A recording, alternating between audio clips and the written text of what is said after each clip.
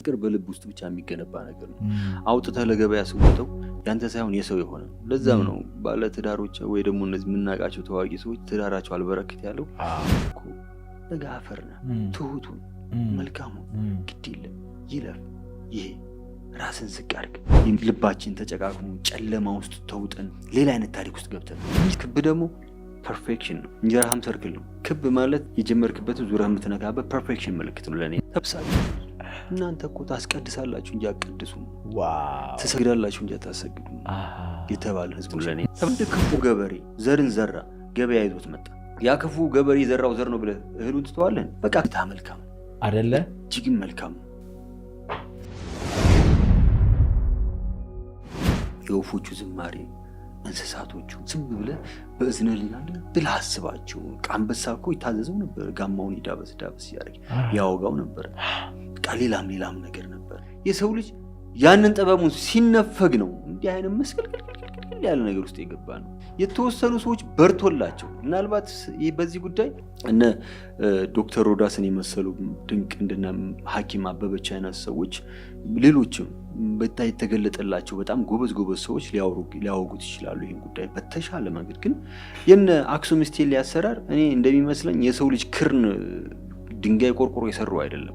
የሆነ መገለጥና መጠበብ አለ።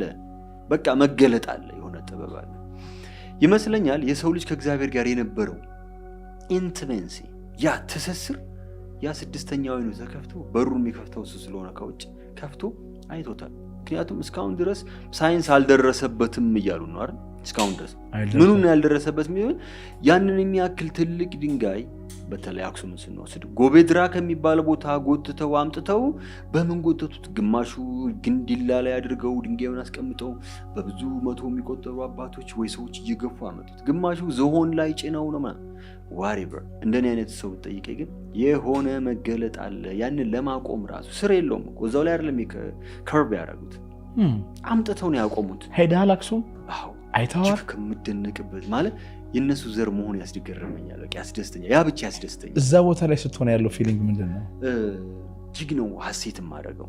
ግን በቃ ብራግ ልናረጋ አይገባም። አሁን የተቸገሩን ኢትዮጵያኖች በሱ ነው። ኢትዮጵያ እኮ አሁንም በነጮቹ አይን the famine riding country የምትባል በአመት 3 ሚሊዮን እስከ 6 ሚሊዮን ሴፍቲኔት የሚጠብቀው ውሃዎች ዝም ብሎ የሚፈሱባት 65% መታረስ የሚችል ፈርታይል ሶይል ያለባት አምስቱንም ስነ ምህዳር የያዘች። ስለዚህ ሳወራ ብጮህም እንደው ጦርና ጋሻ ይዤ ብፎክርም ደስ ይለኛል። አምስቱንም ስነ ምህዳር የያዙት በዓለም ላይ 2-3 ሀገራቶች ብቻ ናቸው። ይህንን በእኛ ሙያ ውስጥ ያሉ ሰዎች በደንብ አብቃቅቶ ያውቁታል።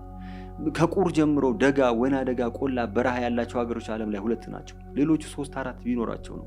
ማን ናቸው? ኢትዮጵያና ሳውዝ አሜሪካ ውስጥ የምትገኝ አሁንም ወይ ደግሞ ሴንትራል አሜሪካ እንደነ ቬኔዙዌላ ኦር ሳም አንደኛዋ ናት። ከነሱ አገሮች መካከል 2 ብቻ ናቸው ቁር ብሎ የሚጀምሩ ደጋ፣ ወይና ደጋ፣ በረሃ፣ ቆላ፣ በረሃ ያለው። ሌላው ወይ 3 ነው ያለው። ይሄ ስነ ምህዳር ማለት የተለያየ አይነት ብዝሃ ህይወት ባዮዳይቨርሲቲ የሚሉት ሀቢታት አለው። ቁር ላይ የሚኖረው የእንስሳ ወይ ይሄ ስነ ህይወት ያለው አካል በረሃ ላይ የለም፣ ቆላ በረሃ ሌላው ላይ የለም።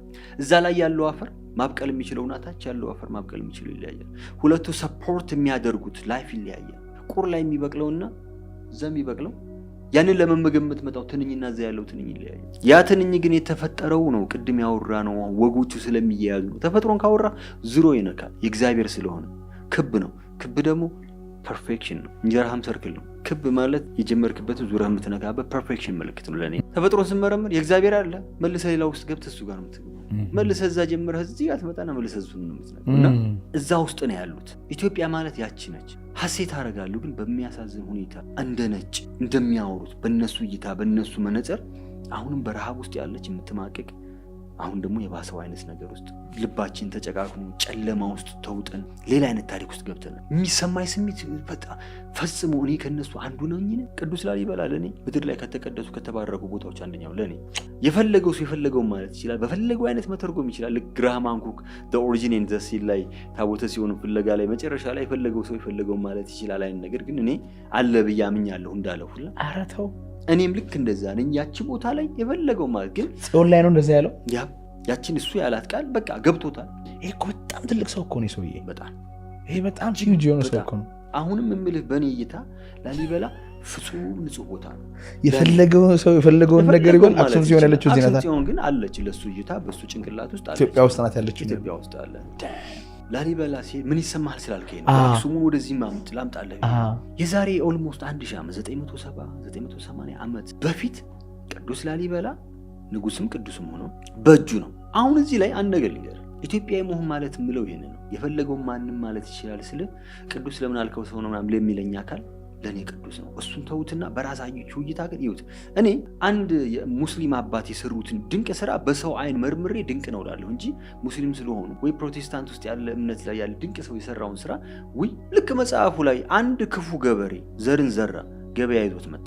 ያ ክፉ ገበሬ የዘራው ዘር ነው ብለህ እህሉን ትተዋለን? በቃ ክፋቱን ለራሱ ተውልን፣ ውድቀቱን አለማወቅን ይተውልንና እያንዳንዱ እምነት ውስጥ ያለን ሰዎች ቢያንስ መልካምነቱን እንየው። ቅዱስ የሚለውን ቃል ይተውትና እስኪ ከ900 ምናምን ዓመት በፊት ወደ ኋላ ተመልሶ በዛ ደረጃ በባዶ እጁና በአንድ ነገር እስከ ዛሬ ድረስ የዓለም ጠቢብቶች ማወቅ በተሳናቸው መንገድ፣ ምክንያቱም እስከ ዛሬ የሚሰሩት አሁንም ድረስ የሚሰሩት የሆነ ፋውንዴሽን ወጥቶላቸው ከታች ወደ ላይ ነው፣ ከላይ ወደ ታች ሲቀርጽ የነበረን አባት ከ900 ምናምን ዓመት በኋላ ሄደ ለምንድን ነው ይሄን ያልከው ካልከኝ አሁን እሱ እኔም እነዛም ሰዎች የሱ ዘር ነው።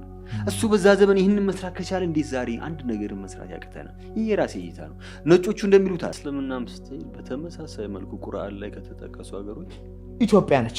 ገብቷል? ሙሴን ያክል ታላቅ አባት ከእግዚአብሔር ጋር ፊት ለፊት ሲያው ህዝቤን እየተባባለ ያገናኘ ሰው በግ ሲጠብቅ የነበረው ከዛ ደግሞ ጥበብን የተማረው ከዛ ደግሞ ሲጳራን ያገባው ሂዶ ሁላ ብቻ አሁን ካልከው ጋር እንደው አፍህን በማር ላይ ያዘውና እሺ አንድ ነገር ልንገርህ። እሺ ምናልባት ያ ዘመን ለዛ ነው እንደነሱ ሳስበው ወደ ኋላ ተመልሼ እውነትም የእናንተ ዘር መሆን በቃ እላለሁ። አሁን ላይ ቆሜ ግን እደነግጣለሁ፣ እፈራለሁ። ለምሳሌ ምን ሆነናል መሰለህ? ጉራ ብቻ ነው ልባችን ያየ፣ በጣም ጉራ ብቻ በቃ ትምክት ብቻ ነው የወጠረን ብዬ አስባለሁ። በየትኛውም የሙያ ዘርፍ ኢትዮጵያ የሚፈልገው ሀገር ውስጥ በቃ አላዋቂነት ጌጡ የሆነ ትውልድ አሁን ላይ ተፈጥሯል። ምድር ጠፋች አሉ። ወጉን ነው የማወጋው። በቃ የፍርድ ቀን ነው። ሁሉ ነገር አልፎ የየሀገራት ሁሉ እዛ ሲኦልና ገሃነም እንግሊዛዊዎች ናቸው ወደዚህ ግቡ፣ ጀርመናዊ ናቸው ወደዚህ ግቡ፣ ኮትዲቫይራ ናቸው ወደዚህ፣ ሳውዝ አፍሪካ ሲል ኢትዮጵያኖች ቀጥ ስብለው ያው እንደ ልማዳችን ቆይተው በሩ ተዘግቶ ብሎ ሰው መጡ። ደግሞ እናንተ የት ናችሁ? እኛማ የመኳንንቶቹ ዘሮች፣ እኛማ እንዲህ ተገለጸልን፣ እኛማ ይዛ የአክሱም የላሊበላ፣ እኛማ የነዛ የጠቢቦቹ የነ ሄኖክ ነብዩ መሐመድ ለመጀመሪያ ጊዜ እንትን ይላከብን፣ እኛማ የነዛ ቢፈልግ ሊስት ላይ ያጣቸው። አረ የላችሁ፣ አረ ቼክ አርገው ሰማችሁ የለም ወደ ገነት፣ አረ ቼክ አርገው የእውነት አላለብሳችሁ። እናንተ እኮ ታስቀድሳላችሁ እንጂ አትቀድሱ፣ ትሰግዳላችሁ እንጂ አታሰግዱ የተባለ ህዝቦች ነን። እውነት ነው የምልህ።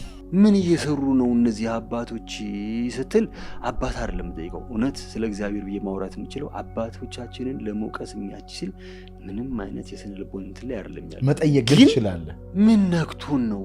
እውነት አልተቀደስንም ወይ? እውነት አልተባረክንም ወይ? እውነት አልደለንም ወይ? ነን ግን ምን ነክቶን ነው? ምንድነው ያጃጃለ? ምንድነው የያዘን አዚም አዙሮ የሚደፋ ምንድነው? በቃ እንትኑን እንተው፣ ይሄ ትምክቱን ጉራውን ምን እንተውና ሰው ነው። አሁን ምን እንደሆነ ታውቃለህ? ኢጎ የሚባለው ነገር እዚህ ውስጥ እንጂ እዚህ ውስጥ ያለ አይመስልም። ይሄኛው ከእግዚአብሔር ጋር ስለሚያወራ ነው። እዚህ ጋር ይይዛል። ዶክተር አለ እንዴ? ኢንጂነር አለ እንዴ? ፕሮፌሰር አለ እንዴ? ይላል። እዚህ ውስጥ ያለው ሰባኪ አይደለም፣ ቄስ አይደለም። እንዲህ ያደርጋል። ጉፍጠት ትላለህ። በቃ አንተ እኮ ነገ አፈር ነህ።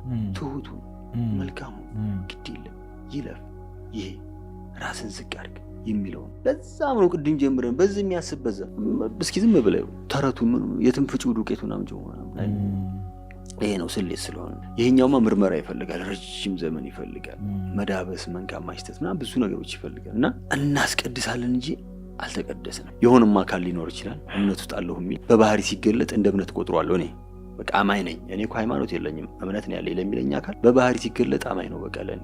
ከዛ ውጭ ግን የወሎ ሰው ቡሊ ቂዳው ይላል። ቡሊ ቂዳው ነው። ማንም ሰው ብር ከፈለገ የሃይማኖት አባቶችም ትኩረታችን እዛ ላይ ከሆነ የሆነ የነፍስና የስጋ መጣላት አለ ማለት ነው። አልተማሩም፣ አልተማርንም። መማር ማለት ያን ነፍስና ስጋ ማስታረቅ ነው የሚለው በዓለማዊ ሁኔታ ብቻ ሳይሆን እንግዲህ በመንፈሱም እሱ ይመርምረውና በመንፈሳዊ ህይወትም ውስጥ አሉ እነዛ ሰዎች። አሁን ያልከው ነገር በቃ ምናልባት ለኢትዮጵያ ፈተና የሆነባት አሁን ላይ ያልነው ነን ይሉሃል እንጂ ሰዎቹ ሲሆኑ አናያቸው። ይኸውልህ ልብ ያለው ይመረምራል። ስለዚህ ነን ብለው ሄደዋል። ጊዜ እንሰጣለን። ደስ የሚል ነገር በልቡ የሚመረምር ሰው ጊዜ ይሰጣል፣ አይቸኩልም። ይሄኛው ግን ጊዜ ይፈልጋል። እነዚህ የተነሳነባቸው ሀሳቦች ወደ ኋላ መለስ አድርገው የሚይዙን ይህ ጥበብ፣ እውቀት፣ መገለጥ ምናምንላቸው ነገሮች ከዛ ከነዛ ዘርን መሆናችንን ብዬ ነገርኩ። የላሊበላን የአክሱም አንተ እዛ ሄደህ ሰው እንኳን የሌለበት ምድረ በዳ ነበረ። ምድረ በዳ ካታር ማለት ነነዌ መሰለችኝ ባልሳሳት፣ ነነዌ ነች። ካታር ነነዌ ነች። እነዛ ምድረ በዳ የነበሩ ሰዎች እነሱ በበረሃ ሲንከላወሱ የኔና ያንተ አባት ግን እጅግ የሚደንቅ አጸድ ፈጥረው ኑረው ነበረ። ማን አቆራረጠን ለሚለው ነገር አሁን ማንም አይደለም የሚያቆራረጠ። ፈጣሪ በየዘመናቱ ነቢያት አለው። ምናልባት እኔ እንደኔ አሁን እንደ ግል እምነቴ መቆራቆዝ አለ፣ መንሸራተት፣ መውደቅ አለ። ግን እግዚአብሔር ሁሌም ኃያል ነው፣ የተመሰገነ ይሁን። ፍጹም ደስ የሚሉ ልብን የሚያሞቁ ደግሞ መምህሮች አሉ። የኢትዮጵያ ማህፀን በየትኛውም አይነት የሙያ ዘርፍ ውስጥ አይነጥፍም። ሁሌም ማህፀነ ለምለም ነች። ከዛ ይመጣል አንድ ደግሞ ይዘው ይመጣልሃል። ደግሞ ምን ታሪክ የምትሉት እናንተ ጻፋችሁት ነው ምን ይላል? መመርመሬን እናንተ ፋንታ ነው። እንመርምር፣ መርምሩ አይደል? መንፈሱ ሁሉ ከየት እንደመጣ በቃ እንመርምር። ግን ለምሳሌ እግዚአብሔር ምስክሬን የ50 የ60 ሚሊዮን መኪና እያሽከረከሩ የሬሳ ያክል የሚሸቱን ሰዎች አሉ። የምር መናቅ አይደለም። ሰርቶ ነው ለፍቶ ነው የምትሉ ሰዎች እባካችሁ ስለፈጠራችሁ በቃ ማለት ሰው ማለት ያ አይደለም። በቃ አለ የሆነ ሰው አለ ከጀርባህ እኮ በቃ ፈጣሪ የሚታወቀው ፍጥረቱን ለፍጥረቱ ነው። በቃ ፍጥረቱን በፍጥረቱ ነው። ልንሰጥ ነበር የተፈጠር ነው። ልቆምለት ነበር የተፈጠርኩት ማለት የዚህ ሁሉ በረንዳ ዳር እዚህ ላይ መቆም የነሱን ፋንታ ያወሰዳችሁ ሰዎች አላችሁ። ላይፍ ኢዝ ኖት ሮዝ ኦፍ ቤድ ወይ ደግሞ ላይፍ ኢዝ ኖት ፓሪ። ህይወት ደስታ ፌስታ ብቻ አይደለች። ምናልባት እኔ ማታ ላይ ቁጭ ብዬ 3 ሰዓት ላይ የሆነ ዘመን በፊት ሰይፍ ሻናይ ነበረ። አሁን አታይ? አዎ በፍጹም ማለት አይመጣልኝ ማለት እኔ ሌላ ዓለም ውስጥ ነው ያሉት። አሁን በቃ አብረቅርቆ መጥቶ ፊልምህን መቼ ነው የምታስመርቀው? እኔን የማይወክል ፊልም ምን ያደርግልኛል? ስለኔ የማይወራ እኔ ረሃቤ ሌላ ነው፣ ጠኔ ሌላ ነው። ሰው ጠኔውን ነው የሚኖረው የሚል ብሂላልኝ። በጣም ርቦ ከረሃበታችሁ ሆነው ከረሃበት ለምሳሌ በጣም ጠግበህ በጣም ስትጠግብ ቁንጣን ነው፣ በሽታ ነው፣ ይገላል። በጣም ርቦ ደግሞ ከረሃብ በታች ሲሆን ጠኔ ይሆናል። ያ ማለት ይሄ ፕላምፕሌት ምናምን የሚባለው የሚሰራው ለምሳሌ እነዛ ውስጥ ያሉ ሰዎች ያችን እንዲበሉ የሚደረገው መጀመሪያ ምግብ ቢሰጣቸው ቀጥታ ነው የሚሞቱት። ቀጥታ እና ሰው ጠኔውን ነው የሚኖረው የሚልብህ ይላል። ለምሳሌ በእጦትና በጠኔ ዘመን ያሰብከውን ልክ ስታገኝ መኖር ትጀምራለህ። የተጫሙ ጫማ የሚበልጣቸው፣ መኪናው የሚበልጣቸው፣ ሽቶ የሚበልጣቸው ጠኔያቸው አይመስልህም? እዛ ድረስ አሁን ዝምታ መልካም አይደለ? እጅግም መልካም። እስቲ ዝምታውን አምጪልን። Thank you so much. ከዋናው ኮምፖነንቱ ከዚህ ኒውትሪየንት ውጭ የሚንትም ናና ወይ ሜንት አለ። ወጣል ከሜንት ውጭ አሁን ሌሎች አሉ። አሁን ይሄ ልክ ቤቱን ያያ አንተ ይሄ ቤት በድንጋይ ነው የተሰራው ምናምን ብትል ሳቅ ነው የሚሆነው። በቃ ዳዳ በምን ይሰራል ዛሬ? ከሱ ውጭና ተፈጥሮ ማለት ይሄ ነው። ያውም ስለዚህ ነገር አንድ ነገር እናውራ። እሺ ይኸውልህ የሰው ልጅ እጅግ የሚገርመው ባህሪው ይሄ ነው። የተወለደው ከተፈጥሮ ነው፣ የሚኖረው በተፈጥሮ ውስጥ ነው። የተወለደው ራሱ ከስጋ አፈር ውሃ ምናምን ያለው ከተፈጥሮ ነው። የሰው ልጅ የሚበላው ተፈጥሮ ነው። ቅድም የበላው ሽሮ ጤፉ ተፈጥሮ ነው፣ ካፈሩ ነው የወጣው። ከዛ የመጣው ሽሮም ባቄላው ነው፣ ኮረሪማው፣ ድንብላሉ እዛ ውስጥ ያለው ምናምን በሙሉ ተፈጥሮ ነው አይደል? የምተነፍሰው አየር ተፈጥሮ ነው። ይሄ እንዲህ አድርጌ የምጠጣው ነገር ተፈጥሮ። የሰው ልጅ ተፈጥሮን በልቶ ተፈጥሮን ተንፍሶ ተፈጥሮን ጠጥቶ ተፈጥሮን ግን የሚያቆሽሽና የሚበክል ተፈጥሮ መኖሪያችንን እየበጠስን እያሳጠርን የመጣን ሰዎች ነን። ከገነት ከተባለው ያንን ከመሰለ ነገር እንዴት እንደወጣን አስተው እየቆረቆዝን አሁን በድንጋይ ጫካ ውስጥ ነው የምንኖረው። በድንጋይ ጫካ አጥር ሰርተን እየኖርን ነውና እንደው ተፈጥሮን እንደማግባት ከተፈጥሮ እንደመጋባት ፍቅረኛ አለን አለኛው። ዋው! የት ነው የተዋወቃችሁት? እንግዲህ እሱ እወዳታለሁ። እውነት ለመናገር እወዳታለሁ። ገና ነው ገና ነው አልወለድንም። የፍቅር የምትለው ነገር አሁን ስናወራው ሌላ ነገር ይዞ ይመጣል። ግን በተፈጥሮ ስሉስ አይደለም የተገናኛችሁ። የቤተሰብ እህቶቼ ጋር ወዳጅ ነች፣ የእህቶቼ ወዳጅ ነች። እነሱ ጋር በስራ እንደዚህ አይነት ነገሩን አመጣጡ። ግን ሰው መዋደድ ያለበት ቅድም ያልኩ ነው፣ ስሌትና ስሜት መለያየት አለበት። ለምሳሌ በስሌት ከሆነ የመጣችሁ ማን ነው ምን አለው ምንድን ነው ምናምን ይመጣል። አሁን ሰው ላይ ያጣ ነው ያለው ነገር ይሄ ነው። እኔና ፍቅረኛዬን ጉዳዩ አለኝ አላውራ አልቀጥልም። ለምን ብትለኝ ፍቅር በልብ ውስጥ ብቻ የሚገነባ ነገር ነው። አውጥተህ ለገበያ ስወጠው ያንተ ሳይሆን የሰው የሆነ። ለዛም ነው ባለ ትዳሮች ወይ ደግሞ እነዚህ የምናውቃቸው ታዋቂ ሰዎች ትዳራቸው አልበረክት ያለው ሚስጥራቸው ውስጥም ገመናቸውን አውጥተው የሚሰጡት ለገበያ ነው። ገበያን የሚዳኝላቸው ሰውን የሚዳኝላቸው እና በቃ ፍቅረኛ ያለ ሆይ አለኝ። ፍቅረኛ የከፈለገ ለምን ዛፍ አትሆን? እኔ እንደዛ ነው የጠበቅኩት። የእውነትም ደግሞ የልብ ሚስቴ እነሱ ናቸው። አዎ አንቺ ሴት አንተ የቷ ናት ብላ ሄዳ እንዳትቆርጣት። የልብ ሚስትህን የሚሆኑት እነሱ ናቸው። ለምን ብትል አንድ ነገር እዚህ ጋር እናውሳና እንመለሳለን አይደል? የአዳምና የሔዋን ተፈጥሮ አይደንቅም? ማህፀን እንደማያውቁ ታውቃለህ? አዳም እናቱ አፈር ነች፣ አባቱ ነው እግዚአብሔር። አባት እናታዊ ባህሪ ያለው ምናምን። አንዳንድ ሰዎች አሁን መተውብናል። እኔ ይቅር ይበለኝ እግዚአብሔር፣ ያለ ወንድ መኖር እንችላለን፣ ወንድ ጋር እኩል ነን። ወንድ እናታዊ ባህሪ እንዳለው ታውቃለህ? የሔዋን እናቷ አዳም እንደሆነ ታውቃለህ? ከአጥንት ነው ተገንጥላ ያተወሰደችው። አባቷ ነው እግዚአብሔር። አዳም የሚሆን ሔዋን ማህፀንን አያውቁም። ድንቅ ተፈጥሮ ናቸው። አዳም ገበሬ ነበር። አዳምና ሔዋን የተፈጠሩበት በቃ ወደኋላ አሁን ተመልሰን ይሄ ተፈጥሮ ማለት እግዚአብሔር ነው። እግዚአብሔር ማለት ደግሞ አንድ ፋንዲ በቃ የሆነ ፍጹም ኃያል ነህ ብለህ የምትዘጋው ነገር እንጂ የምትቃኘው የምትጠበበው ምናምን አይደለም። ስለዚህ ዙረን እዛ ላይ የምንደርሰው ከኤደን ገነት ፈጠራቸው።